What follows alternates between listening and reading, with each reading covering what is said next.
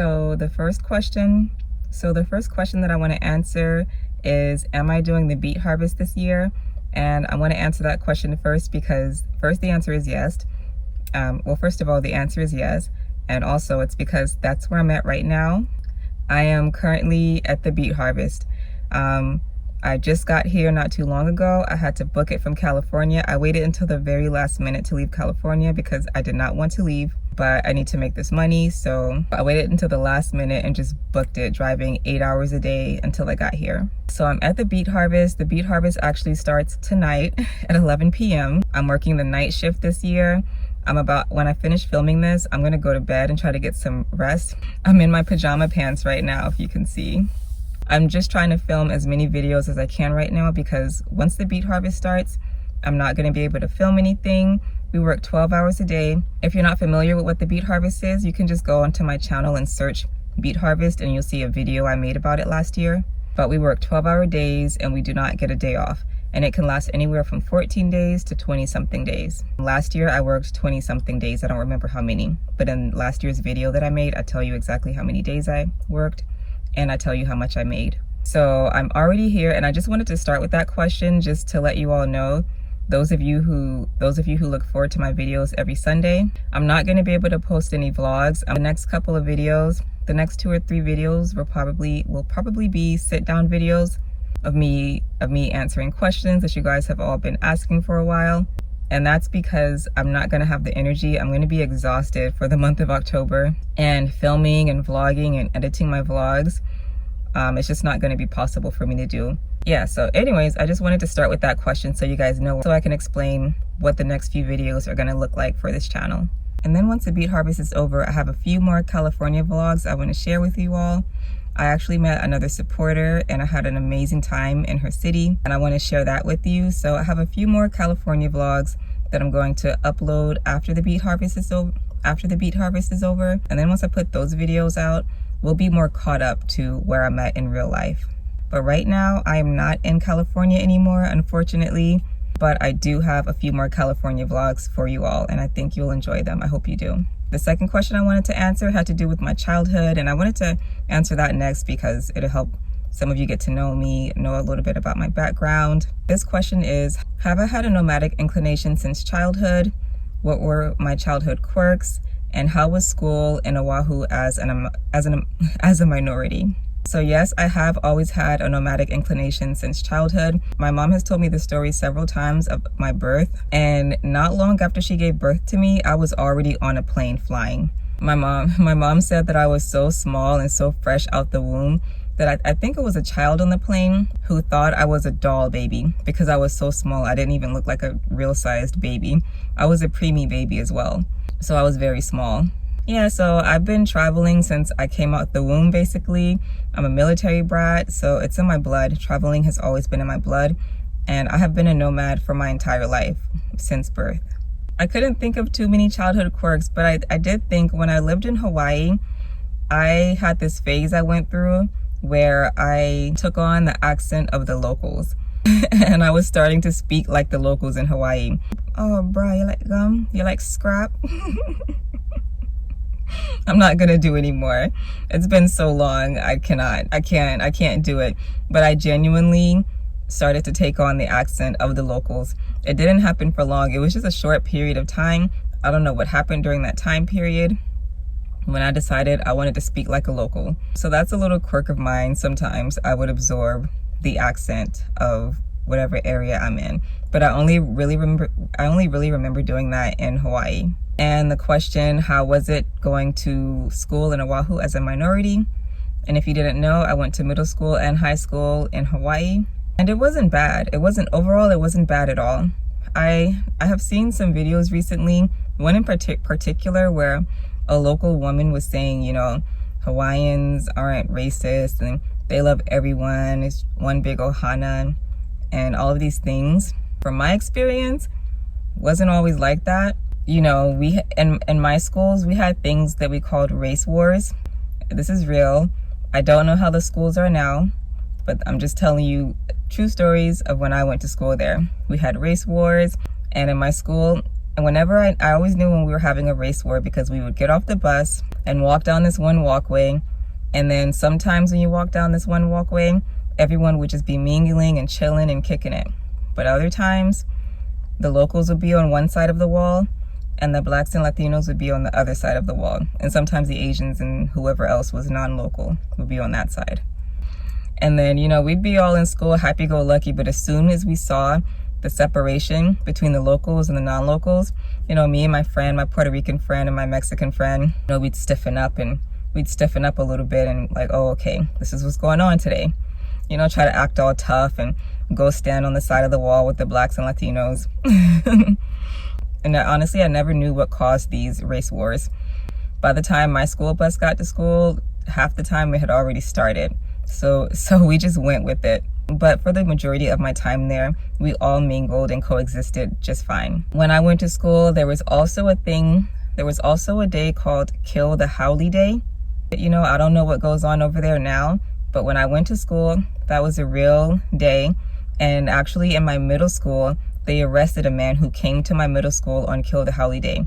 He came with a crowbar or some kind of weapon, and I guess he was going to hurt a middle schooler, which is ridiculous to me. He was a grown man, but luckily the authorities caught him in time and they arrested him, and me and my friends watched him in handcuffs get walked off the school premises by the police.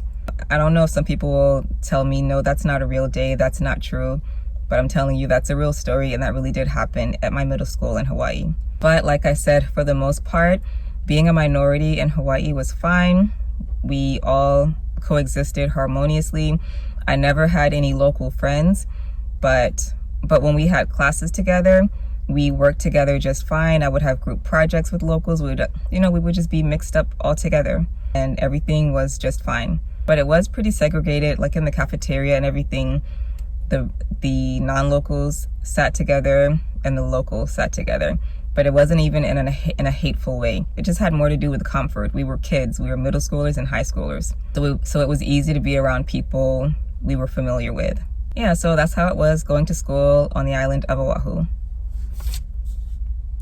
How long have I lived in a van? I have lived in my van, I believe it was since May 15th-ish of 2023, but I have lived in vehicles since September 1st, 2019. I started this lifestyle by living in my Buick Encore, and I lived in my Buick Encore since September 1st, 2019, and then I got my van, and I've been living in the van since May 15th-ish of 2023. Why do I live in a van? I live in a van because I wanted to pay off my debt faster. I was really going through it a few years before I decided to move into my Buick Encore.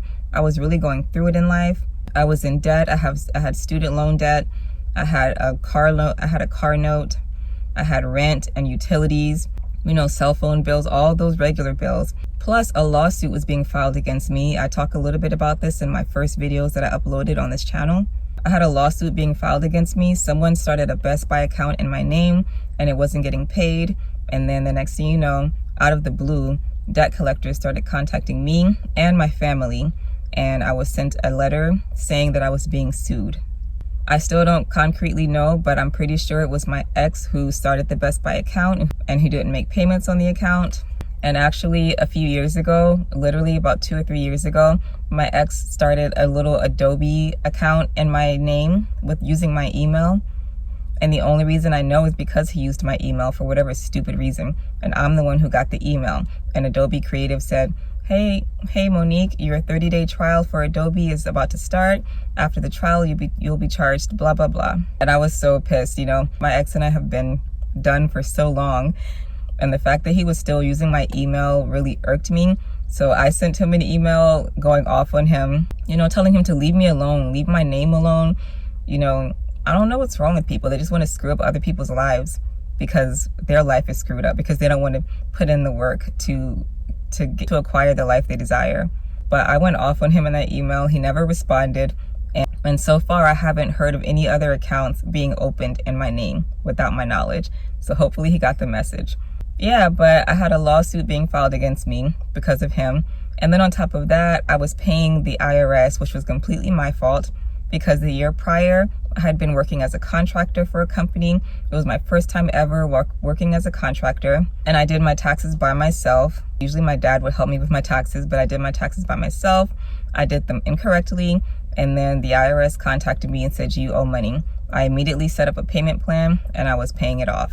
So, I'm dealing with all of the normal bills of life: rent, utilities, phone bill, internet, whatever, plus a car note, plus a lawsuit being filed against me, plus paying off the IRS. And I was making $17 an hour. Before that, I was making less than $17 an hour. I had recently gotten a raise at my job to make $17 an hour, but before I was making like $15 or $16 an hour with all of those bills. The lawsuit was my final breaking point. I had a little mini nervous breakdown, and I called my mom crying, which is a big deal because my family in the emotional department, we don't typically do that in front of each other. But I called her crying and just vented my frustrations about everything. And on top of all this happening, I got a letter from my apartment complex saying that my rent was going to increase again.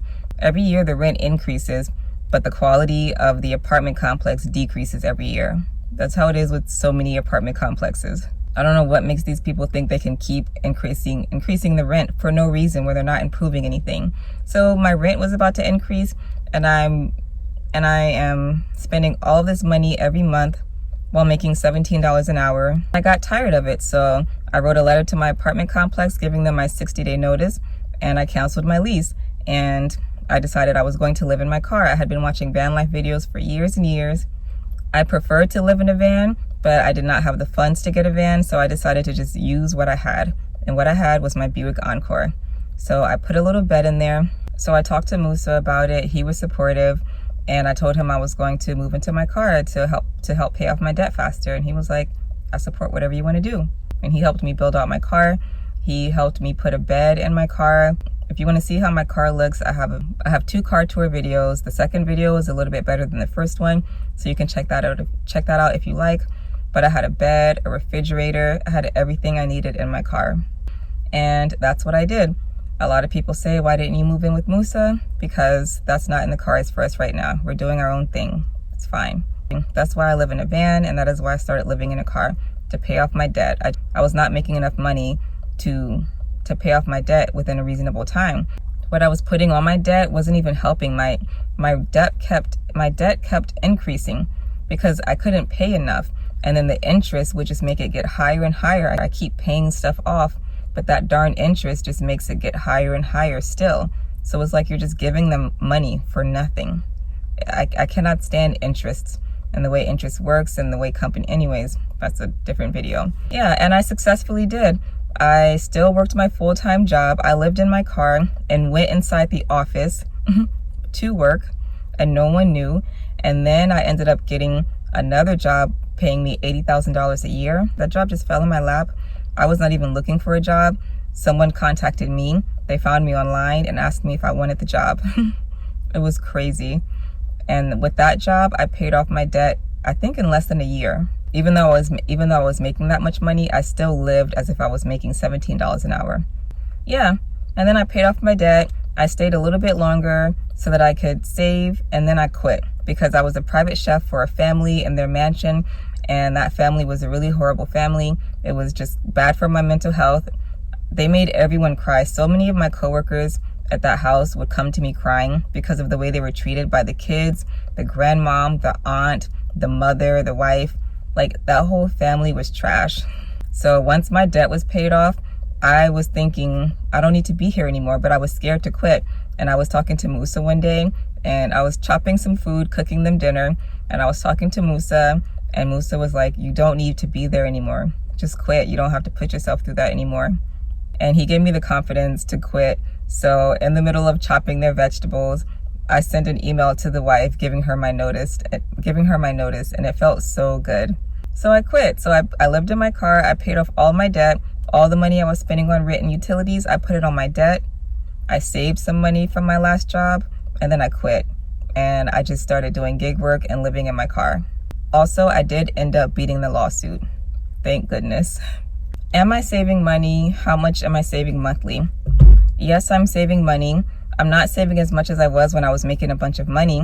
And now that I do YouTube full time, I save very, very little. So I have devised a plan of doing the beet harvest every year, and my beet harvest money is going to go into my savings. I already have a good amount of savings from the high paying job that I had.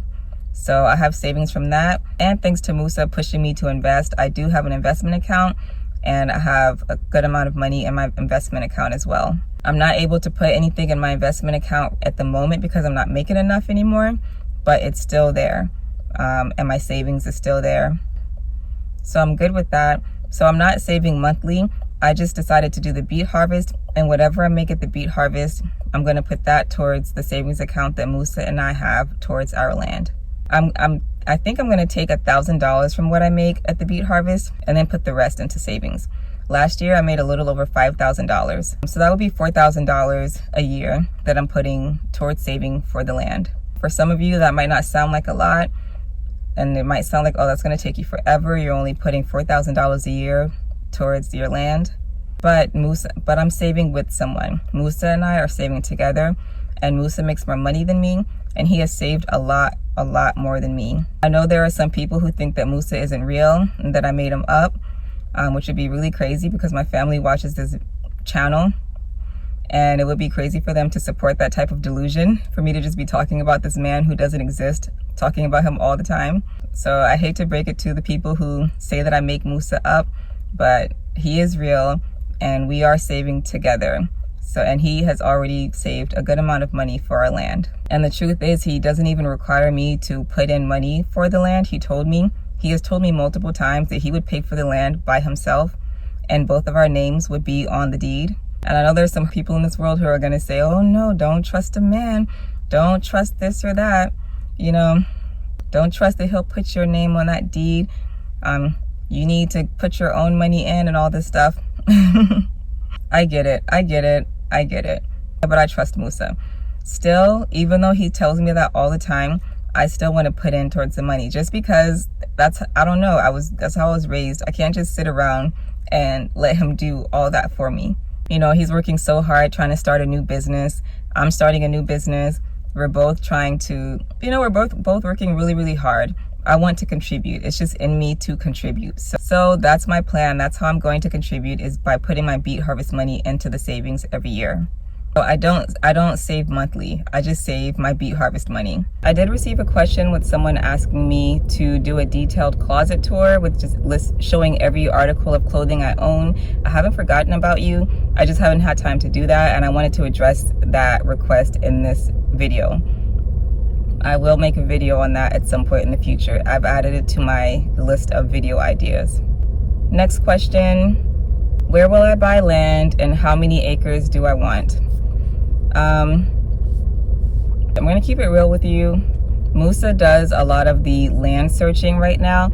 I used to search for land with him, but it got to the point where I was thinking, I just need to focus on how to make money so that I can contribute more financially towards the land. Why am I looking at land and I'm making peanuts right now? I can't get this land. That was my logic. So I kind of stopped looking at land, and I just focus now more on increasing my monthly income. So I got several questions about land, like what is our budget? What kind of land do we want? What are our must-haves? Things like that. So I'm just gonna answer all of them. So I'm just gonna list everything that Musa and I discussed during our last conversation about the land. At the moment, our budget is $30,000 to $40,000. The locations that we're looking at are North Carolina, Virginia, Tennessee, Upper New York, Idaho, and Utah. West Virginia was on that list. Musa was really interested in West Virginia, I think because they had a lot of land that didn't have regulations. We want unregulated land. I don't know the proper term for it, but we want land where we can do whatever we want. We don't want any HOAs. No, oh, you can't have a tiny house on the land. Oh, you have to have a house of this size on the land. We don't want land with any of those rules. And I think West Virginia had a lot of land like that for good prices. But if some of you saw my video when I went to West Virginia, when I was traveling in West Virginia, I was a little scared in West Virginia. I know I was only in one little area, so maybe it'll come back on the list again. But when I was there, I came during hunting season. The hunters looked very scary and very unfriendly. Everywhere I went, there were just hunters. I did not feel like it was a place I wanted to be. So I told Musa this, and he said, okay, we can take it off the list. But maybe if I go back to some other places, I might like it again. But several people have told me West Virginia might not be the place for Black Muslims to go. Even some white people have told me that. Still, I like to find out things for myself. So I might go back. But I do know for myself that the first time I drove through West Virginia and camped out and visited some places, I did not like it and I did not feel safe. Our must-haves, we want water. We definitely 100% want some kind of body of water on our land, a creek, a river, a pond, whatever, to already be there. We want a minimum of 7 acres. At first we were saying 5 plus 10 acres, but I don't know. I'm looking at my notes now and I have minimum 7 acres, so I guess we switched it and we want a little bit more acres now. So the minimum is 7 acres up to 10 acres. And even, I mean, if we could get a good price for more than 10 acres, we would take it. More is fine, but we won't go below our bare minimum, which is 7 acres at the moment. We don't want any rectangular shaped land. I don't remember why. There's a very specific reason why we don't want rectangular shaped land. I remember having this discussion, but I don't remember the reason why. But that's on the list, so I'm just telling you. If possible, we would like for the land to already have a well dug, and we would like for the sewage to already be installed. But if not, it's fine. We're fine doing that ourselves. Yeah, so that's everything. That's our budget. That's the states that we're currently looking at. We are also looking internationally, but we haven't even started traveling internationally yet to look at land, so I'm not even going to mention. We don't know. The whole earth is on the table for us. We don't have any specific countries right now that I could tell you about that we're considering, but we 100% would love to live out of the US.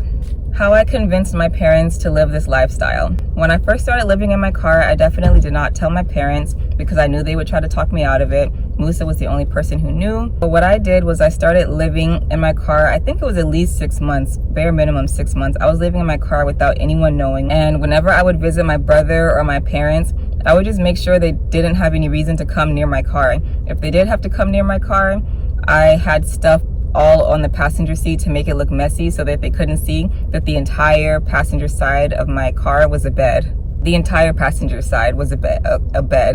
There was no seat.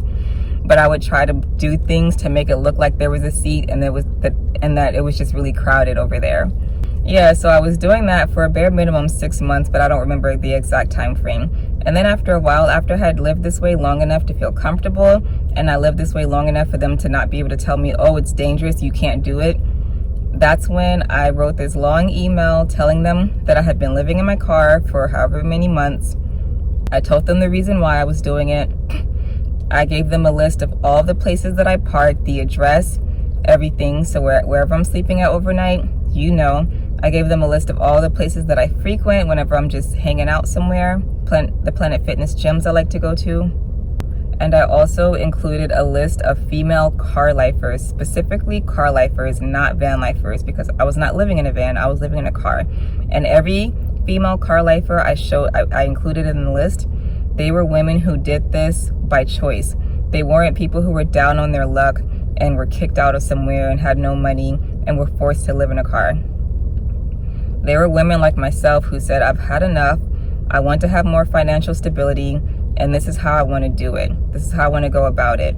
A lot of us were working regular jobs, so we could easily still be in an apartment if we want. We would just be struggling even more.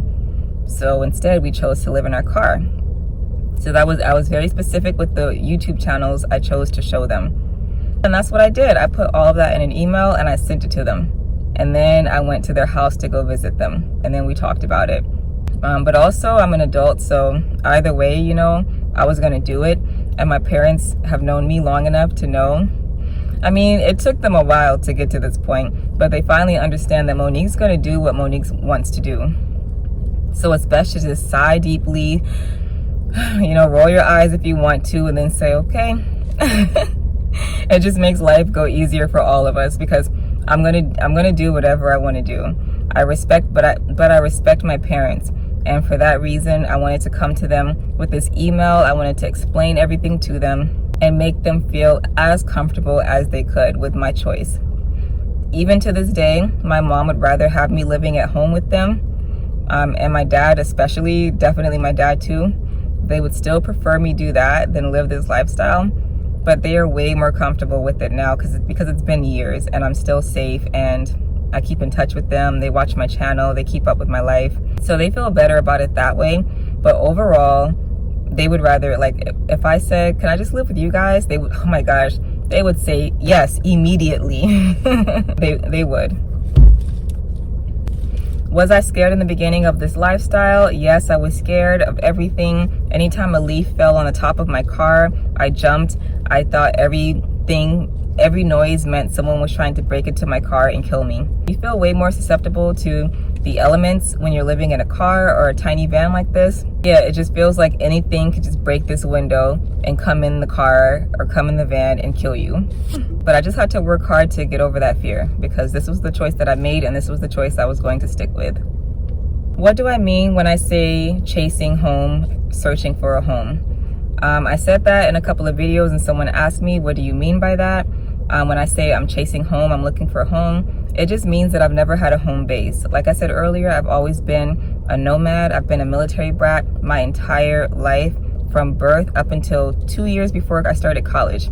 So that is my entire childhood, entire adolescence, part of my young adult life, you know, that I was a military brat. I do not know what it's like to be from somewhere. I do not know what it's like to have a home base. To this day, I have never ever had that. My parents and my brother have found their city that they have settled in. I have not. My parents retired in that city and I have left so many times. I have lived in so many other places since they moved there. I move all the time, but the rest of them have stayed there and that's their home. Yeah, and I'm tired and I'm kind of tired of it. I like being a nomad, but also I'm tired of not having a home base. So yeah, I'm searching for home. I'm searching for somewhere to plant roots, and that's what I say whenever I talk about feeling like the ping pong. Dang, you just told me off Waikiki Beach. You just told me the name of that pinball machine. I think that's what you said it's called. I said this in one of my recent videos when I was saying that I'm sad. When I say that I feel like I'm a pinball machine or that I'm just chasing home, I don't have a home, that's what I mean. I literally have never had a home base before. I don't know what it feels like, so I want to know what it feels like. How do I stay cool in the summer and warm in the winter? To stay warm in the winter, I have a diesel heater and that does the trick. I also have a heated blanket that broke and I need to replace it. In the summertime, I basically suffer. My van has an air conditioner, but I don't like to use it. I'm not gonna have my air conditioner on in my van all day, every day. That's just gonna waste so much gas. So I only use my van's air conditioner in dire situations. I typically use it at night when I'm going to bed. I just cool down the van. I turn it on for about 20 or 30 minutes to just completely cool down the van, and then I turn my car off. And my van is pretty well insulated, so the coolness will stay in the van for a while. I have this neck air conditioner that I apologize for not reviewing. A couple of you asked me specifically to review this when I talked about getting it, and I never got around to doing it. Sorry about that. I give this a 5 out of 10. It's better to have this than to not have it. It does something, but it's not that great. This is a neck air conditioner. Air comes out of these fans. The air comes out of these little vent holes right here. Not cool, and it's not even cool air. I thought it was cool air. It's just like a fan air, just like my regular fan. I also have this fan right here. And that helps me, and that helps keep me a little bit cool. But it's just regular fan air. This thing right here gets cool on your neck. You just put it on your neck. Obviously, I put it underneath my scarf. And this part is supposed to cool your neck. And then the air is supposed to blow up on your face to cool your face. It's okay. But I have an issue. I don't know if it's because my neck is skinny or something, but it moves around on my neck a lot. And somehow the back part is always touching my neck. I don't know how it keeps happening. But this part gets really, really hot. The sides get hot, this gets hot, and then it starts to defeat the purpose. It's supposed to cool you, but this part doesn't touch my neck because it's always sliding around on my neck, and then the hot part is touching my neck, and then I realize that I'm sweating. But once I readjust it and put this cold part, then it feels good again. So this is the only air conditioner I have in my van outside of my van's air conditioner, and that's all I do, and my fan. But the truth is, most summers I suffer. This summer I did not suffer because I went to the coast of California and I just hugged the coast. I stayed on the coast, and this summer I was in 60-something degree weather almost the entire summer. As soon as I hit California, the hottest weather I think I ever experienced was 70-something degree weather. So that's really what you have to do. You either have to drive somewhere cooler or suffer. Or of course you can get a swamp cooler. I'm not putting a swamp cooler in my van. I don't have the space for anything extra. You could take out one of your windows and put in one of those huge air conditioners. Here at the Beet Harvest, a guy was just, a couple in their van was just telling me that that's what they did. They took out the whole window and just put an air conditioner in the window. So there are other options, but those options are not for me. So I suffer most summers. Gotta do what you gotta do. How do I get Wi-Fi? I use my hotspot. I have a phone plan. I spend $109 a month. It used to be $104, but they just gave me 5 more gigabytes and it was raised $5 more. So I have 60 gigabytes of hotspot for $109. I still have not found any type of plan that's better than that, where you're getting 69 gigabytes for $109. Even one of the Verizon reps, when I was complaining about something on my plan, they asked me genuinely, they said, how did you get that price? Even I can't get that price with my discount. Yeah, and I think I still get that price because I've had this plan for so long. I just keep the plan. I've kept the same plan for years and years and years. So I'm kind of locked in. And I just haven't seen a better deal. A lot of people have told me to try out Visible, I think it's called, and that other company that's comparable to Visible. And you know, when you look up a Visible video, they say a bunch of good stuff about it. And the other company, you know, people say good things about it. But when I watch vloggers who aren't promoting the company and who are just talking casually, they slip up and they say some things and they start talking about how they don't have service here, they don't have service there. And I start thinking, I've been to that place before, I've been over there, and I've had a signal in the places that they say they have not had a signal. You know, because even though they're on Verizon towers or AT&T towers or whatever, I don't think they get priority. So I don't think their Wi-Fi and their cell signal is as good as the people who are with the actual company. So many of you have been telling me to switch and to stop paying $109 a month because I would like to lower my monthly bills. I have not done it because once I cancel that plan, I will never get it back again. So the plan that I have, the price that I have, 60 gigabytes for $109, I don't think I could get that plan again. So I'm just sticking with it for now. But I use hotspot. I also use public Wi-Fi at a Whole Foods, a Walmart, whatever store I can get Wi-Fi from, Planet Fitness. I use their public Wi-Fi. I do have a VPN that makes me feel more comfortable when I use public Wi-Fi. I use Surfshark because of all the YouTubers and I got the discount code. I do not think Surfshark is a great company. Whenever my subscription ends, I'm gonna try NordVPN because I was just watching another YouTuber and she has a code for NordVPN.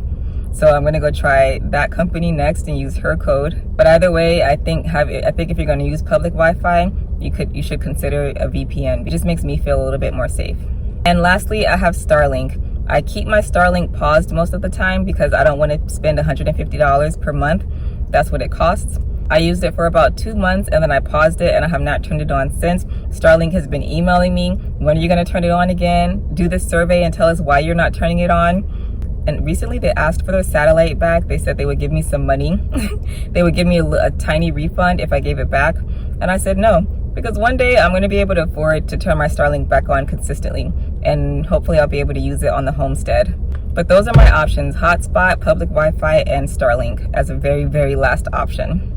How do I make money? I make money via YouTube and via my business that I have started. That's it. And sometimes I'll do gig work. For the year of 2024, I have not done any gig work, and I'm so grateful for that. But anytime my money comes up short online, I will happily turn on my gig apps and do a little bit of gig work to help me reach my threshold. Will I make a cookbook? I don't know if I'm gonna make a cookbook. I get that question all the time. So many van lifers make cookbooks now that I kind of don't want to do it anymore. I'm not intentionally a contrarian. I think that's the word, contrarian. I'm not one intentionally, it just happens. And there's just so many van life cookbooks, you know, like who needs another one? I do have a course that I made years and years ago. It is a beautiful course that I spent a couple of years working on, and it teaches people how to include more plant foods in their diet. Like, you don't have to be vegan, you don't have to be plant-based, but a lot of people don't know how to cook plant foods. They don't know about plant foods. They want to learn different ways to cook them to make them taste good. So I made a whole course teaching them that, and I worked so hard and I'm so proud of it. But I don't feel like spending the money per month to start a website again or to have a Teachable account so that I could upload the course and sell it. So I have put that on pause as well, but the course is basically done, and maybe one day in the future I will upload that for people if they want to purchase that. Maybe I'll include a cookbook with the course as well, but that won't be anytime soon. Where will I go for winter? Will I stay in the warmer West Coast? I'm gonna go south in the winter, just whatever part of the country I'm in, I'm gonna go south for the winter. This year I'm gonna go visit my family because I've already told them I was gonna do that. My mom's birthday is gonna be around that time. So I'm gonna go see my family. I will not be on the West Coast during the winter. Why did I switch from cast iron to carbon steel? Why not stainless steel or cast iron? Why do I only use one pan for everything? Is that really all I need? When I lived in my Buick, I used to have a cast iron pan that I used in a lot of my cooking videos. And then when I moved to my van, I switched to carbon steel. I switched because my cast iron was too big and heavy. The cabinets on my doors are made of 1/4 inch thick wood. They're very frail. And whenever I was driving around in my van, and if I would make a hard stop, even a little stop, that pan is so big and heavy that I would hear it just bang against my door, and I started getting scared that it was going to break that thin 1/4 inch plywood or whatever kind of wood it is that I have for my cabinet doors. So I decided, and I don't want to deal with that. I don't want to deal with broken cabinet doors. So I decided to switch out the cast iron pan for the carbon steel pan. Our carbon steel pan is just cast iron and stainless steel combined. So it's still natural, but it's way lighter than cast iron. It's much lighter, and I prefer that. Stainless steel is great as well, but I just got the carbon steel. And yes, all you really need is one pan. I would love to have a pot in my van, but I just don't have the space for it. It was really important for me to have my Instant Pot, my air fryer, and my Vitamix in my van. So with those big old appliances, all I had room for was one pan. I do not have room for a pot or anything to put in my van. Even a little saucepan or something, but I just don't have the space for it. Like I've said a few times in this video already, I'm a do what you gotta do person. You gotta do what you gotta do. So if all I can fit is one pan, then that's what I'm gonna work with. So I use my pan to boil pasta. I make entire meals, like an entree plus 2 sides. I'll make it all in the same pan. Yeah, that's just how I work, because that's just what I do, because that's what I have to do. How do I find campsites? I have an entire video sharing how I find campsites, so I'll try to put the thumbnail somewhere on the video, and if I remember, I'll try to link that video in the pinned comment in the comment section. What travel spots will I hit up next year? If I travel next year, I would like to go to Oregon. A lot of you have me really hyped about Oregon because I was mentioning how I love the hippie vibe of Northern California. The people were so kind, and a lot of people were saying, oh, then you'll love this place in Oregon. It's very beautiful, the people are nice. So I tried to write down some of the cities in Oregon that you all suggested so that I can visit it one day. But I would like to visit Oregon and maybe Washington, and then eventually Alaska. Actually, this year the goal was to go to Alaska. I didn't mention it. I wanted it to be a surprise, but I'm glad I didn't mention it, because once I got to Northern California, I thought it's so beautiful here. I don't want to rush this. I want to stay here for as long as I can. So that's what I did. And I didn't even make it to Oregon this year because I spent all my time in California. What summer jobs do I have lined up for 2025? I don't have any summer jobs lined up. The only job that I ever really plan on doing each year is the beet harvest. Other than that, I just make my money from YouTube, my business, and gig work. I don't really want to do any other seasonal work like national park work and everything, because I don't have it in me to commit to anything that's longer than a month. And many of these seasonal jobs require you to commit to longer than a month. Some of them are even 6 months. A lot of them are 3 months, and 3 months is too long to me. I have commitment issues in that area with jobs. I just don't want to give that much time of my life away to anyone. And there's a couple of girls who I know who do national park jobs, and they're always experiencing drama, and I don't want that. I want as little drama in my life as possible. So I don't see myself doing any seasonal jobs. If my income ever got super low, I'll just do gig work again. I'll do gig work full time. I don't care. I'd rather do gig work than a seasonal summer job, because with gig work, I don't have to be around people. How long will I do van life? And is life easier living this way? I'm gonna do van life as long as I have to. I'm gonna do van life all the way up until I get the homestead, because I'm not gonna get an apartment. I'm not paying rent anymore. I don't see that in my future. I'm gonna do van life until I get the homestead. And that's another question people ask: how much longer until I get the land? I wish I could tell you. When I know, I'll tell you. It all depends on how long it takes Musa and I to save our money. And then land prices change. So we might think we had enough money for this plot of land, and then who knows, once we get the money, the land will either be gone, or it might cost more. It could cost less, but it could cost more. There's so many factors related to this topic that I cannot tell you when we're going to get our land. I have no clue, but I'm hoping it will be in 5 years. I feel like it could be in 5 years. I really feel like it could be in 5 years. I wanted to say within 5 years, but just to be more realistic, I'm just gonna say in 5 years. Oh, and is life easier living this way? No, it is not. Van life is not easy. Van life is difficult. It's only easy. The only easy part about van life is it's easy for me to do because I know that I'm saving money. It's easy for me to do because I know that I don't have to work so hard to make a ton of money in order to survive. Because I don't have rent and utilities, and because I paid off all of my debt, I'm able to make so little. I don't have to stress about work. I don't have to stress about a ton of money, because I live in a tiny little van and I don't pay rent and I don't pay utilities, and I have very few bills in life. So that makes it easy for me to do mentally. That's what I tell myself whenever I'm doing the hard things. Like last night when my gray water spilled all over my floor for the 500,000th time, and I was cleaning it up last night. You know, whenever I'm going through hard stuff like that, I tell myself, whatever, this is easy for me to do, because because overall, this makes my life easier. Hopefully that makes sense. Like overall, van life makes my life easier because I'm not tied down to a job, and I can make $1,000 a month and be just fine. Not many people in America can make $1,000 a month and be just fine and be able to pay all their bills and live pretty comfortably. But I can. So it makes my life easier overall, but living this way is not easy. Always having to find somewhere to park, finding somewhere to throw your trash away, finding somewhere to empty your pee bottle, finding somewhere to sleep overnight where you're not going to be bothered, where you're not going to get the knock, or you're not going to have to hear a bunch of loud people with their race cars racing around the parking lot when you're trying to sleep, blasting music, not feeling like you don't have a home. I don't have anywhere I can go. I have no home base. That's difficult for me.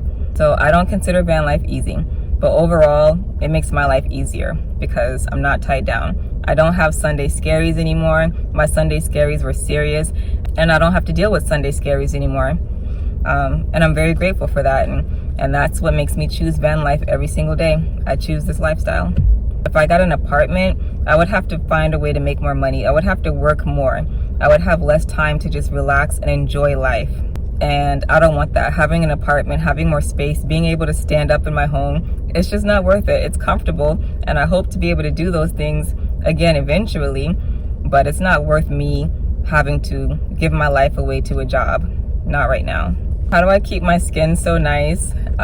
Thank you for saying that. That was a very kind comment. It made me smile. Honestly, I've always had pretty decent skin, but I did start trying to take better care of it just to keep it, you know, looking decent for as long as I can. And my process is I use African black soap.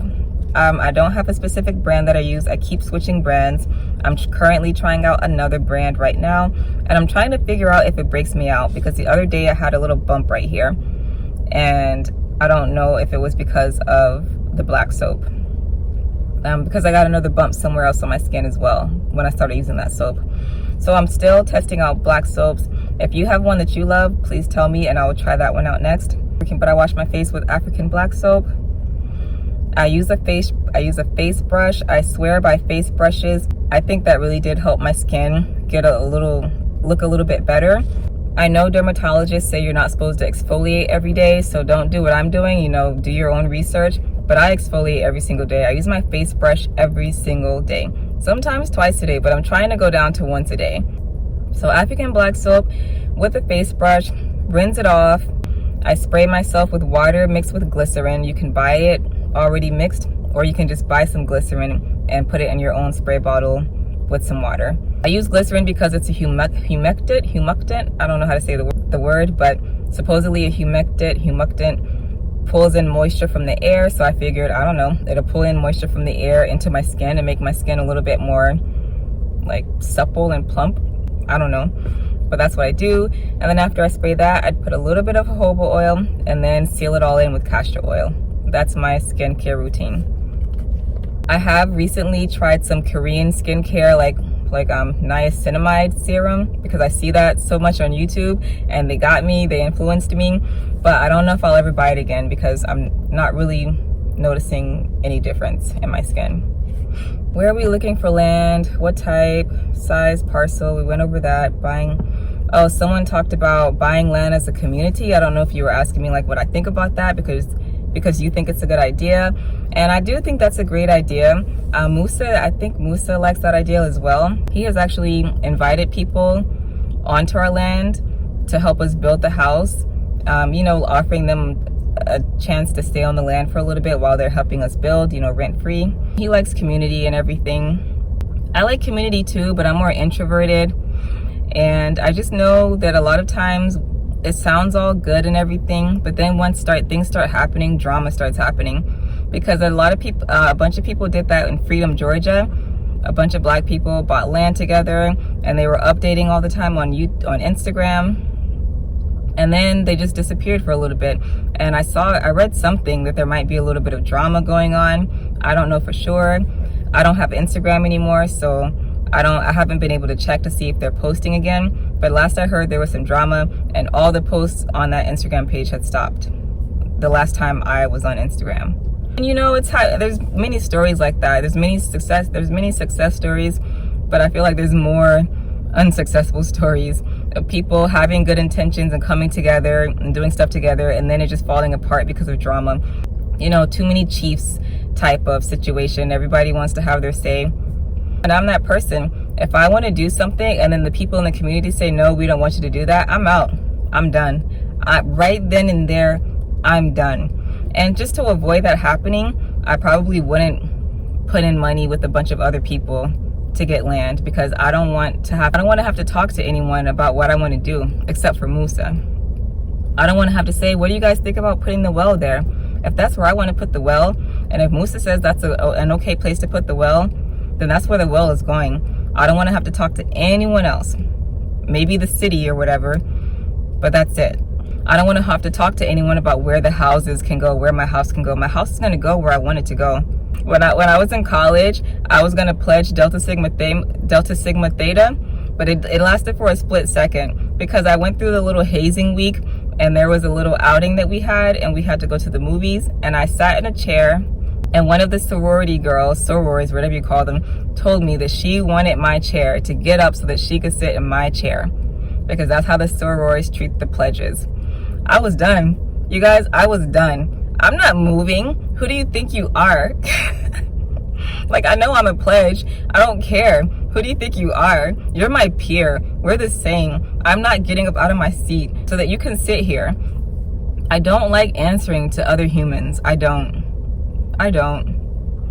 You know, you could think what you want of me for that reason, but I know myself, so I typically try to stay out of situations that I know will amp me up or get me frustrated. And doing things with a large amount of people is typically not for me, but I see the wisdom in it and I would love it. I would love to have a community, like a I would love to have a community just like a normal suburb, except obviously I'm not going to live the suburban life. We're going to be in a homestead. But you know, if Musa and I and a few other people say, oh, we're going to live in this city, and then you do your own thing, you get your land in that city, You start your homestead in that city. Musa and I start our homestead, but we all are in the same city. We know each other. We decide we're gonna look out for each other, maybe barter with each other, things like that. I'm down for that. But you gotta do your own thing in the community by yourself. And you gotta let me do my thing by myself. And then once all of our things are settled, we could, have a barbecue together, hang out, go for an outing. That's my type of community. Together, but separate. That's the only kind of community I would want to be a part of. I would not ever put my money in with other people to buy a plot of land. I wouldn't do it. But if you know of a good city with some good land and no regulations on the land and things like that, you just want to go around telling people, hey, look at this city, and we can all have a community that way. If you decide to buy land in this city, we'll be here too, and we'll know each other. Like that type of community, cool. Like, let me know what areas you're thinking about, and I could talk to Musa about it. How do I keep my hair healthy? Do I have a regular routine and regular products that I use? I keep my hair healthy by not touching it. Right now my hair is in a bunch of twists. It's just twisted all over the place and tied in a bun. I really think that's the secret to growing hair, is to not touch it. I've heard other natural girls say that as well. You just gotta twist it up and not touch it, or braid it, or whatever you do, and not touch it, except on wash day, just to retwist it again, and just do that for years, and then you'll have long hair. That's what worked for me. I don't have a regular routine. I just wash my hair whenever I feel the need to wash my hair. I'm definitely not washing it every week or every other week. And I wash it in a Planet Fitness at the gym shower. I bring all my products in the gym, wash my hair, and then I come back in my van and moisturize it, twist it, or I might blow dry it out. I have a blow dryer in my hair. I have a blow dryer in my van. I have a Revere, whatever you call it. I have one in my van. Priorities, right? If you've ever seen a Revere hair dryer, it's huge. I have a Revere, but I can't find room for a saucepan. You gotta have your priorities. I know what's important to me. But the thing is, I don't even use the hair dryer often. I've used it twice. I would use the saucepan so much more. But I just want the hair dryer just in case I ever want to use it. So I'll blow dry my hair if I want to, or I'll just moisturize it and twist it in the van. And that's what I do. I don't have any regular products that I'm using. I'm still searching for products that work well with my hair. I would prefer natural products, but I haven't found anything natural that works well with my hair. So right now I'm using melanin products from the YouTuber named Naptural85. I use her products and I love it, but I would prefer to be able to make my own stuff in the future so that I'm not, accumulating all of these containers from buying all of her products all the time. And also Musa was saying that the water that we use from our shower, we might recycle that water for the land somehow. And of course, if we do that, we're not going to want to use products with a ton of chemicals in it, because that water will kill our land. Will we pay cash for the land? Yes. We're not getting a mortgage. Do we have a financial goal for the homestead? I don't know if that means like what's our budget, but like I mentioned before, it's $30,000 to $40,000. That's our budget. Yeah, sorry if you were asking something different, but our budget is $30,000 to $40,000 at the moment. Have we priced the land? How long before we get the land? I think I answered that already. We don't know when we're going to get the land. It varies. How will I know it's time to get off the road? I'll know it's time to get off the road when I have land. If I had land tomorrow, then tomorrow will be the time to get off the road, because I am tired of not having a home base. You're going to hear this from me so often because I'm genuinely tired of it. I would happily get off the road tomorrow if I had land tomorrow. That does not mean I will stop traveling. I would just travel. I would travel. I would definitely be on the homestead more often, but I would certainly continue going on road trips in between, a few times a year. Yeah, because I think that is another question someone asked. If I get land, will I stop traveling? And no, I would not stop traveling, but I would be on the homestead a lot. I'm not gonna lie to you guys, this is going to eventually turn into a homesteading channel. That's why I never labeled my channel van something, van this, van that, because I'm not gonna pigeonhole myself like this. Simple Enough is about my journey to simple living, and homesteading is a part of that process. And I honestly cannot wait for this to become a homesteading channel. I cannot wait. There's so many things I want to do. I just want to be a little prairie woman. I don't want to wear my skirts and on my land and walk around barefoot. I want to can stuff and preserve stuff and just cook dinner for Musa and myself. I look forward to this becoming a homesteading channel, honestly. Wait, I got too excited about thinking about that. I don't even remember what the question was. What was the question? Oh, how will I know it's time to get off the road? Yeah, so it'll be time once we get land. Until then, this is what I'm gonna do. Because I'm not gonna rent an apartment, I'm not gonna rent land from anyone, I'm not gonna move in with my family, I'm not gonna do any of that. So this is what it is. If I stop traveling and doing gig work today, how long could I survive without gig work? I actually have not done gig work all year. I've been living solely off my online income. So if I didn't do gig work and I stopped traveling, I would still be able to survive because I make income online. But if you're asking me if I had no income at all, if I had no online income, I would be able to survive for about 9 months. I mean, I think around the 9-month mark, I would start doing gig work again or looking for a job or something like that. Are your window covers always up when you spend all day at Walmart, Home Depot, etc.? How do I get sunlight on those days? Do I get tired of being in unnatural light on those days? Yes, my window covers are up except for the back one. The back window cover I usually have down, and the trick is to park next to a tree. Anytime I park in a parking lot, 100% of the time, okay, maybe 99.9% of the time, I park near a tree. You know how parking lots have those little cement things with a tree that comes out of it and those little burgundy shavings all around the tree? Just park next to one of those things so that no one can park on my right side, and then I can open my door. I don't open it all the way, but I open it enough to get sunlight and to get a breeze. So I get sunlight from that door and I get sunlight from the back window. I do not turn on my lights during the day. They're not even bright enough. They don't do anything anyways. They're just battery powered lights. Sometimes I might bump my head on one moving around and it'll be on and I won't realize it, but it's not intentional. It's not on intentionally. What is my power source for my blender, etc.?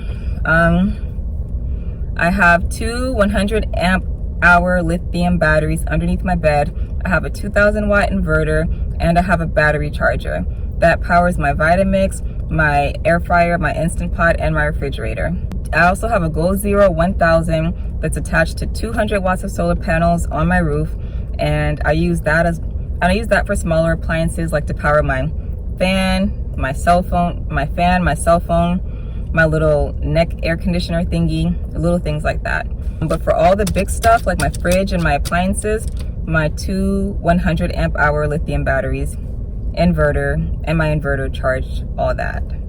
I do have a van tour video showing you my setup if you want to look at that. Do I have an AC? If so, what is the power source? Nope, I don't have an AC, except for the one that comes in the van. How many online jobs can I recommend? I can't recommend any online jobs. I've never had an online job except for YouTube, and I started an online business. So yeah, there are tons of videos about that, but I can't help you with that because I've never tried I've considered it, but I have never tried any of those online jobs. What is my monthly budget? $1,000 a month. Is vehicle maintenance expensive when traveling? What do I do when it takes longer than a day? From my experience, vehicle maintenance is not more expensive. Ford dealerships tend to charge around the same at all the Ford dealerships wherever I go. Plus, this is a new van. This is a 2022 van. So I got a lot of Ford rewards points when I bought this van. Maybe I just ran out of my Ford reward points during my last visit at a Ford. So I've been getting a lot of good discounts. But overall, the prices don't seem to vary much whenever I travel. And also, a lot of you don't seem to know that I don't travel very much on this channel. This is not a travel channel. If you go back to my old videos when I lived in my car, I stayed in one area. I typically stay in one area because it's cheaper. I am not in this lifestyle for travel. I 100% am not in this lifestyle for travel. I'm in this lifestyle because it's cheaper than living in an apartment or buying a house. And I'm able to make less money but still live comfortably by living this way. If I travel and I'm spending extra money on gas and I'm racking up the mileage on my van, it would defeat the purpose of me doing this. So even when the person asked what my travel plans are next year, I think I said if I travel next year, because I'm not someone who's going to travel all the time. I am not about to put a ton of miles on my van and spend a ton of vehicle maintenance money for some YouTube content. I know this is my job, but like I said, I am not too good to go back to DoorDash. I will do DoorDash and Instacart and Upshift and Instawork and all that stuff. I do not have the funds to be traveling all over the place all year, throughout the year, every year. I just don't. And even if I do have the funds, I don't know if I'm going to travel. It just seems like such a waste to just put all of that mileage on your vehicle so fast. I don't want to do that. What do I do if it takes longer than a day? I would get a hotel. When I'm near family, I stay with family. If I'm not near family, I would get a hotel. Where are the most expensive places I've been for shopping and buying things? California, just the whole state of California. There's not one particular city, just the entire state of California. Their prices horrified me. I was horrified at their prices. They do have grocery outlets, which is great because I don't see grocery outlets on the East Coast, but still, it's way more expensive in California, and the gas in California is expensive, and I can't stand it. I don't know who California thinks they are. So California, hands down. How many cameras do I have? How do I get such nice shots? First of all, thank you for saying that. That was a very kind comment. I have several cameras. Most of them are at my parents' house, but in my van, I have a Canon R6, a DJI Action 2, and my iPhone 11 camera. And to get nice shots, I just study cinematography and videography on YouTube. There's so many YouTubers out there who have so many great skills, and they're giving away all the information for free. So I study. I watch so many videos all the time to learn about color correcting, color grading, shooting in log, shooting with the DSLR, shooting in log. There's all these things: how to use Final Cut Pro, how to use DaVinci, how to use Photoshop, how to use Affinity Photo. There's so many programs out here to help make your footage beautiful, and there's so many YouTubers out here who are teaching you everything you need to know for free. So that's what I do. I learn from the experts, and I just try to practice what I learned from them in my little amateur vlogs. Where do I sleep overnight? My favorite place to sleep overnight, I typically sleep in Walmart, Home Depot, Lowe's, Planet Fitness, or random shopping plaza parking lots. I don't have a favorite place out of any of those because they're all basically the same. My preference is to be in the middle of the woods at a campground, but I'm mostly an urban van lifer in the city, so I'm mostly staying in parking lots, and they're all the same to me. Where do I get my clothes? A lot of people ask about my skirts, and I got my skirts from a website called Modanisa. I think that's what it's called. I'll try to link that in the pinned comment as well. That's where I got all of my skirts. Every single scarf I own is from Verona, and then the rest of my clothes I get them from Target, Walmart, Goodwill, Upthread, ThreadUp, whatever it's called, that online thrift store that a lot of YouTubers have codes for. And yeah, that's where I get most of my clothes. Do I have a Patreon? No, I don't have a Patreon. I used to have one, but I shut it down because I was not giving my patrons what they deserved. I wanted to give them blog posts and extra videos, but I do not have the time to do that, and I felt really guilty about it. So I let them know that I was going to be shutting it down, and several people messaged me and told me not to shut it down. They said they don't mind giving me the money each month, even though I'm not giving them what they deserve. And that was so kind and so unexpected, but I still shut it down because of the guilt I felt. The guilt was just too heavy. I don't have time to give you extra content. I barely have time to do these 2 videos a week that I'm trying to do. So I shut my Patreon down. If I ever get to a point where I can provide additional content, then I might start another Patreon, but for now I just can't do it. I do have Buy Me a Coffee because so many people are asking me to set up Cash App and Venmo, but I was having issues with them. So I just did Buy Me a Coffee. And I do have that solely because people asked me for some way outside of super thanks to donate, because YouTube takes so much of your money when you give a super thanks. But I'm still cool with super thanks too. I'm fine with anything that you guys want to give me. Really, I just like for you guys to watch an ad, because that's a free way that you can help support a YouTuber. But I do have Buy Me a Coffee in the description box. I never mention it because I just feel guilty mentioning it, but a lot of you find it by yourself and a lot of you just decide on your own to go ahead and donate something to me, and I appreciate that so much. But yeah, right now that's the only option, is Buy Me a Coffee, and I feel better about that because it's not a monthly thing that's being taken out of your account every month. You can just donate whenever you feel like it, and that makes me feel better. And then a lot of times people will message me and give me a reason as to why they donated, because my video made them feel good, or because, you know, they enjoy that I put so much work and effort in being consistent every Sunday, things like that. Like, it makes me feel like, okay, I earned it, I did something. I'm not just out here begging for money, because there are YouTubers, I've been seeing YouTubers like that who are just begging for money. Oh man, I'm living out here in a tent, you guys, you know, donate, please help me, please. I was living in a U-Haul, and then they took the U-Haul from me because I missed a payment, y'all. Please help me, please. They just made a whole career out of going on YouTube and begging, and I never want to be put in that category. So I have never asked for money, but the kind people who support this channel have asked me for ways to donate to me. That is crazy. Even you asking about my Patreon is crazy. Like, what? Like, do you want to donate to my channel? That's crazy. It's so kind of you. It's so kind of you. Yeah, so I don't have a Patreon. I don't know if I'll ever put up another Patreon. I will only do it if I can provide you with what you deserve. What platform do I use to edit my videos? I use Final Cut Pro. Will we raise livestock? Yes, we do plan on having livestock. We plan on having a bunch of animals because Musa eats meat. I don't. He does.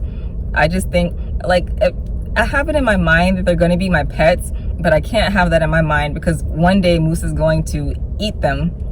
So I'm going to have to separate myself and not make them my pets. Yes, but we do plan on having livestock.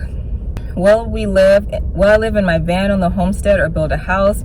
I think I'll start living in the van, and then Musa and I eventually want to build a yurt. And while we're living in the yurt, we want to build our regular house. Does living alone in a van make me feel safer as a woman? No, I don't feel any safer or any less safe as a woman. Like, I felt unsafe in the beginning. I was scared because it just seems so, my Buick and this van just seems so weak. It seems like anything could break this van, and I would be just out in the open without any type of protection. But living in the van doesn't make me feel safer as a woman, and it doesn't make me feel less safe as a woman. Has living in a van changed my perception of things like saving water, buying less clothes, decoration, etc.? No, it has not changed. It did not change my perception. If anything, it solidified with the beliefs that I already had. I was already into those things before I lived this way. When I had my apartment, I barely had any furniture. I didn't have a couch. I didn't have anything in the living room. I had one dining room table, but the only reason I had that was because I was a food photographer, a food videographer. So I needed the table in order to photograph and video my food. That is the only reason that I had a dining table. Otherwise, I wouldn't have had a dining table. I typically would have just had a bed, and that's it. That's all I needed was a bed. And I was always into using less water, using reusable things. I had reusable napkins, all sorts of reusable things. I've never been someone to buy a lot of things to decorate my home. I'm just not into it. So I was already on that. So I was already into that lifestyle before van life. Van life just helped me realize that this really is how I like to live. I like to live with as few things as possible, particularly because if the less things you have in life, the less money you need to make, and the less money you need to make mean the less work you need to do. And the less work you need to do, the more freedom you have. If you want more things, if you have a ton of stuff on your Amazon list that you want, you're gonna have to work more in order to pay for those things. But if you want less, you can work less and you can chill more. So that's how I like to live my life, even before van life. Am I happier now? 100% I am happier. Like I said, this lifestyle is not easy, but because I have more freedom, I don't have Sunday scaries anymore. I don't have to be around people that I don't want to be around anymore. I'm much, much happier. I'm debt free. I don't have debt collectors calling me, telling me they're going to file a lawsuit against me. You know, for all of these reasons, I am much happier now. Tips for researching and buying land. I don't really have many tips. I used to use Land of America, that website. But like I said before, I'm not even really looking at land right now. I'm just focusing on how to stabilize my income, how to increase my income so that I can help buy land one day. I think I'm going to make a separate video on land after I talk to Musa about it, because he knows way more about this and he can answer questions, and he can give me the answers to your questions, like very specific things about buying land and terminology and all that stuff, because I don't know about it. Updated van life budget video. I can do an updated budget video. It will most likely be just the same. It will most likely be the exact same as the last one I made. But sure, when I saw your comment, I did add it to my list of video ideas. Where have I felt the safest traveling as a Black nomad? I actually have a recent video that I uploaded, and it says in the thumbnail, the safest I've ever felt, and that is Trinidad, California. 100% Trinidad, California. Supplements I take a liquid vitamin. I think the name brand is Source of Life. It comes in a yellow bottle. I take a liquid vitamin. I was taking maca consistently, but I slowed down on the maca now that I'm feeling better and I'm not feeling as depressed as I was before. Yeah, because I believe I was having some serious imbalances going on, but I've been feeling good now that I'm taking my vitamins and I was taking that maca consistently. But that's it. I used to take a lot of supplements, but then it got to the point where I felt like the health and wellness industry was becoming the same as the pharmaceutical industry, just pumping us with powders, all these powders, AG1 powder, protein powder, this powder, that powder. I started to feel like I was being scammed. So I don't take a ton of supplements anymore. I take a liquid vitamin. I was taking that maca, but I slowed down on the maca now that I'm feeling better. And I take amla. That's something in Ayurveda. You can look it up, AMLA, amla. They're little capsules. I started taking it because I was using amla powder in my hair, and it was just strengthening my hair. It strengthened my hair. It made my hair, it did such great things. And I started researching it, and people were saying that they ingest it for health reasons. So I wanted to look into that. So I said to myself, darn, it's doing all this for my hair. Let me see what it could do for my body. So I take amla, but that's just an experiment right now. I'm just seeing if I feel any different. But that's it. That's all I take. I don't take any other supplements. My liquid supplement has everything I feel like I need. And then I just try to get a variety of food in my diet, and I feel like I'm good. When I eat consistently, I haven't been eating consistently for the last couple of months because I was feeling sad and everything. But when I have my normal appetite and I eat consistently and I eat a variety of foods, I typically feel good and I don't feel like I need any other supplements. So that's the end of part 1 of this video. I'm about to film part 2 right now. Part 2 is going to be about 2 questions that I have avoided on this channel. I'm asked about these 2 topics almost more than anything else, like top 5 questions. And I have intentionally avoided talking about it, but I'm gonna finally do it so that I can just get it over with. And yeah, and then that'll be that. So I will see you in next week's video to answer the final 2 questions. I'll see you in next week's video to answer the final 2 questions. And I'm gonna be wearing the same outfit because I'm about to record it right now. All right, thank you for watching. Wish me luck because I'm about to work this beet harvest in a few hours. I need to go to sleep and get some rest because we have to be there at 11 p.m. So I'm just gonna go ahead and film part 2 and try to get some rest before I go to work tonight. Thanks for watching. I appreciate you so much, and hopefully you'll see me in next week's video.